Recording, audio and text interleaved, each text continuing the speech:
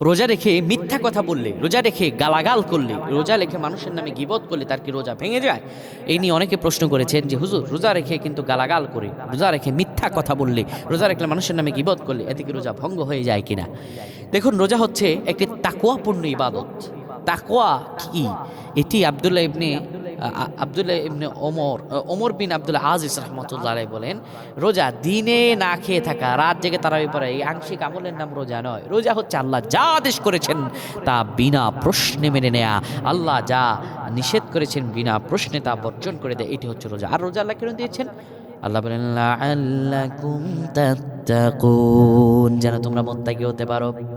আল্লাহ রমজান এই জন্য দিলেন যেন আপনি তাকওয়া অর্জন করতে পারেন।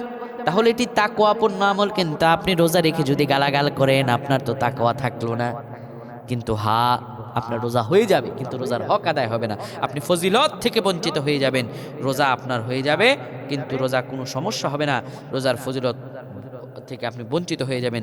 কারণ রোজার ফজিলত কেমন প্রিয় ভাইরা আমার, বিশ্বনবী সাল্লাল্লাহু আলাইহি ওয়াসাল্লাম বলেন, قال الله عز وجل كل عمل ابن آدم له إلا الصيام فإنه لي وأنا أجزي به والصيام جنة فإذا كان يوم الصيام।